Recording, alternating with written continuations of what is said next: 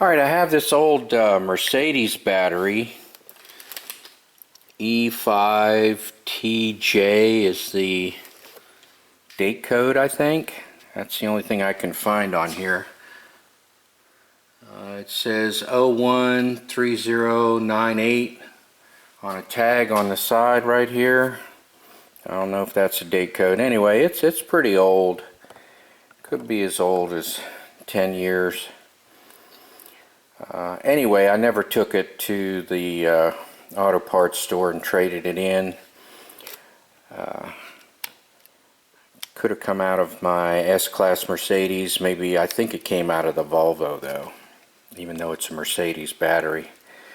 Anyway, these are tamper-proof tops, and I'm kind of struggling to get them out because, you know, they only go on one way. So I don't think they're push-in, since they have the tamper-proof slots to go in the clockwise direction. So I'm going to try and see if I can get one out, and then I'll show you what they are, and then I'll see if I can try and revive this battery. Alright, before I start tearing into it, we're going to see that it reads 11 3/4 volts. And I'm going to put the load on it and see what happens. And it just goes to weak. So I really don't think a charger's going to do it. So before I try and tear it apart though, I think I'll put it on a trickle charge overnight and then come back to it and see what happens. Alright, I have my cute little Sears battery charger, if anyone remembers who Sears was. It's not plugged in yet, but I have it set to the 2 amps. It also has a start feature, which, if I do rejuvenate the battery, I'll need that. But anyway, I'll get into that later. Let me plug it in. Alright, we are plugged in, and the needle is in the charge position. And we'll see how it goes. Let me disconnect it. Reconnect it. Alright, so we'll let that go overnight and then take another reading, see what happens in the morning. Well, it did charge up to 12.5, and when I throw the switch, I mean, it does go to 900 cold cranking amps. So 800, which is pretty reasonable actually. I'm kind of surprised about this battery. I think I'm still gonna cycle through because it looks like it's losing some power. So I think I'm gonna go ahead and cycle it through, which is a 5-step process. So let me go ahead and do that. So let me show you how I remove the caps. I just put my screwdriver in the middle here, and I took my little hammer and I decided to tap the screwdriver down till I made a little slot, and then twisted it off, and you can see how they are. Also, when I remove them, I heard a little bit of air come out.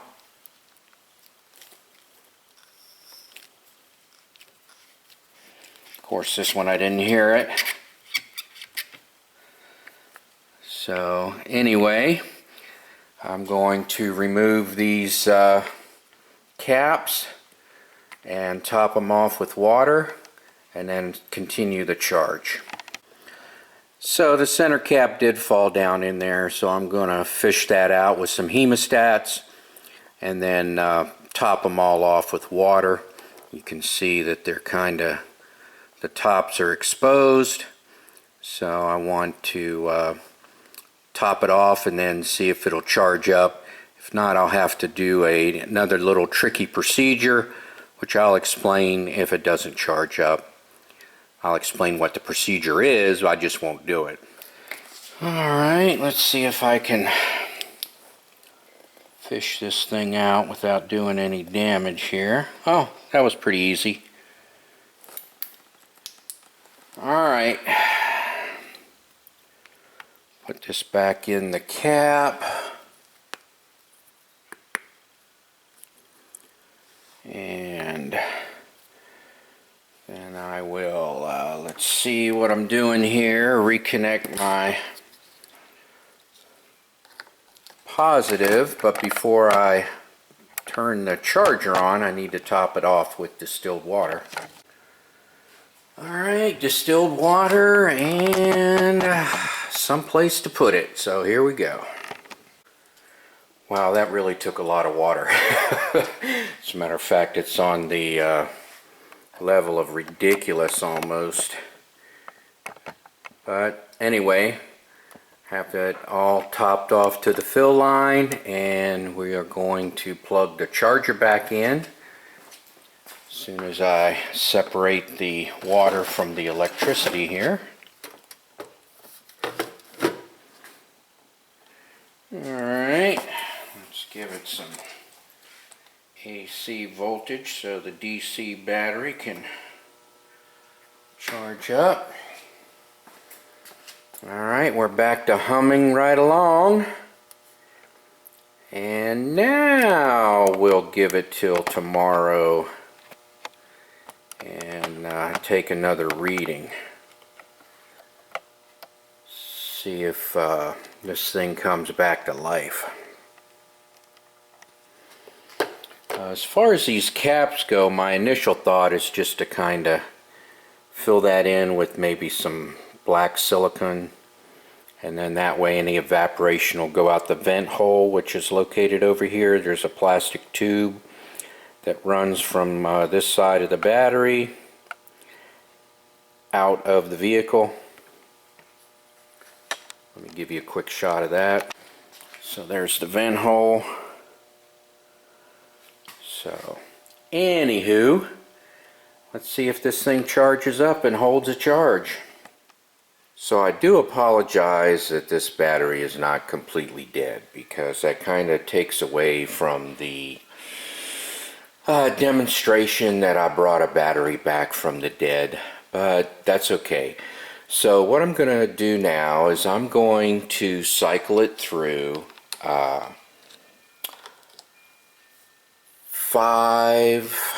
15-minute cycles and an hour rest period in between. So it's 4 hours of rest and an hour and 15 minutes of cycle time.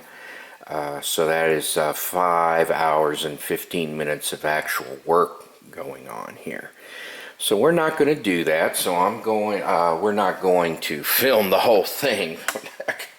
Watch 5 hours of the of a charger running.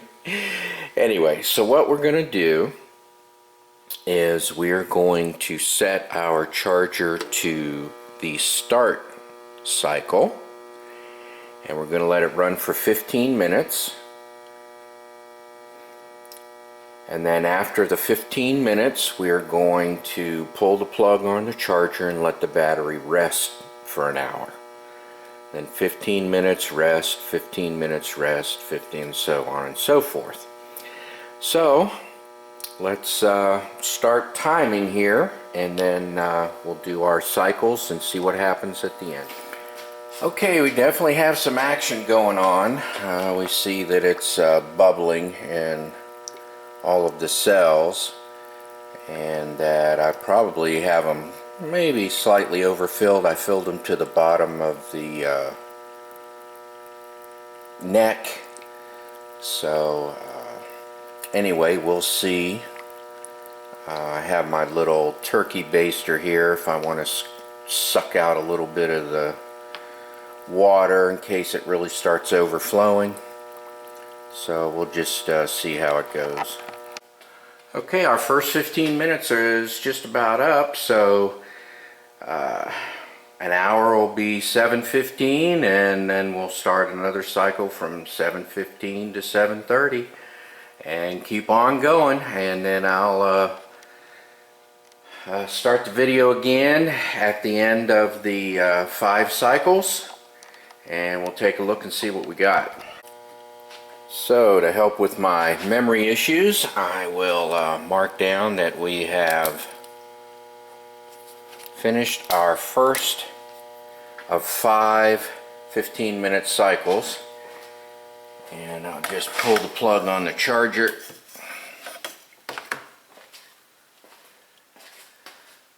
Set it back to 2 amps. I like to plug it in and then move it to start. So in an hour I'll plug it in and then flip it over to start, and we'll do another cycle, and then let's see, should be done, and then I'll test it. So after the first cycle we're at 13 volts, and let's see, I'm not going to put a load on it, just going to cycle it through. Just take a voltage reading. You can see it's dropping down a little bit. So anyway, keep on going. Okay, I got my 4 rest periods, and this is the 5th cycle. No need to mark the 5th time. That's kind of silly. So what I'm going to do is I'm going to unplug it and see what it looks like.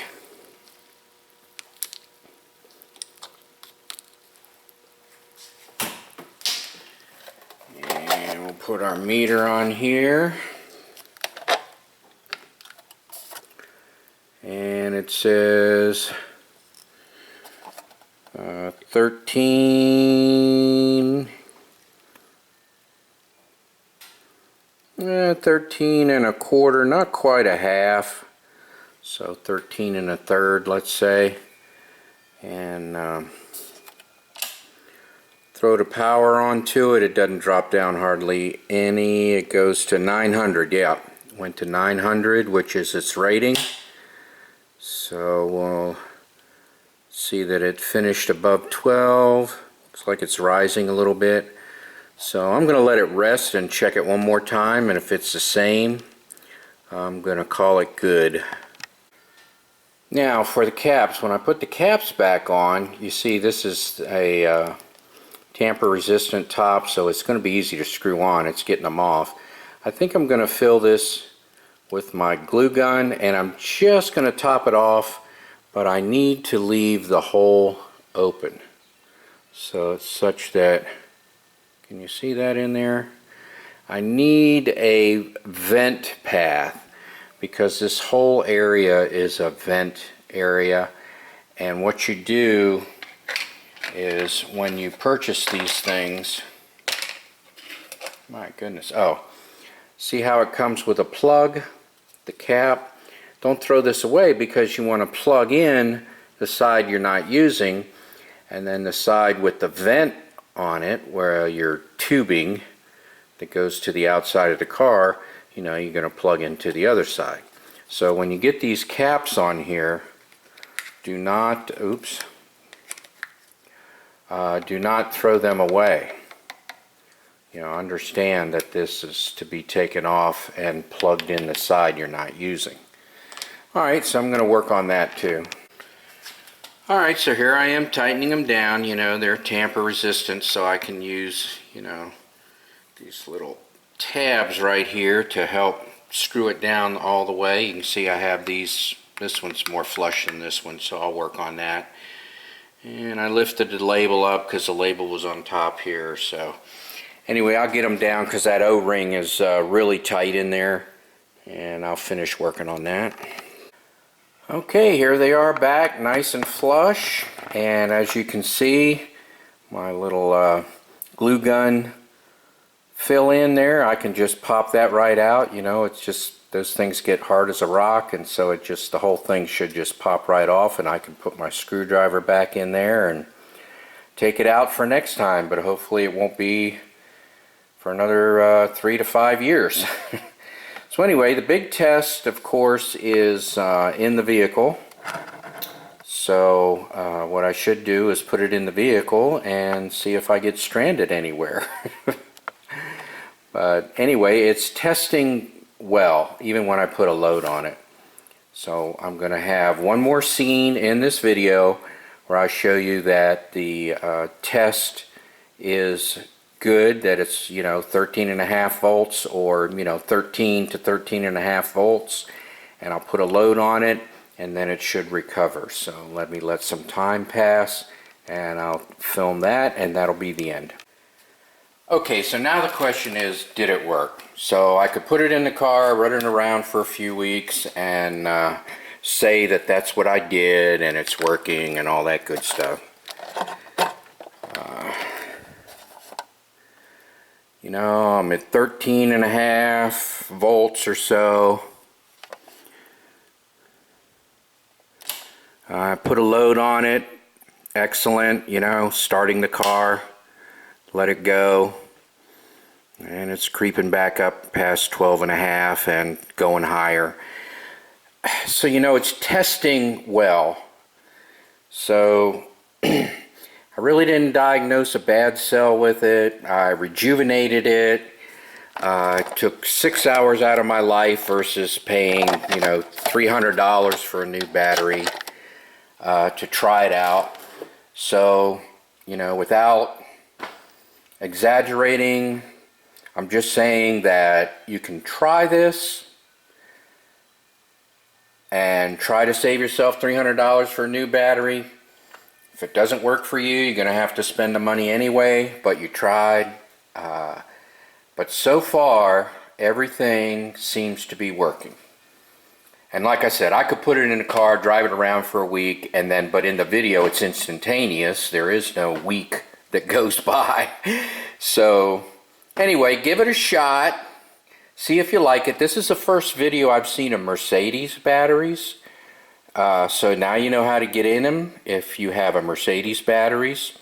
A lot of the other sealed batteries, you just have to work your way to get the top off. You just find the seam where it's put on there and take it off. This whole area is a built up area to allow it to vent. There's a vent hole on both sides, and you plug one and you put a hose on the other one. So I'm saying that this works. Try it out for yourself. Prove it to yourself. Don't take my word for it. And also search around YouTube, see if anybody else has tried this. I think I saw a couple of other videos. One I thought was a quack, and again, this one I'm not putting in the car. I'm showing you and all that other stuff because video can be edited. So give it a shot, see how it works. Thank you for watching.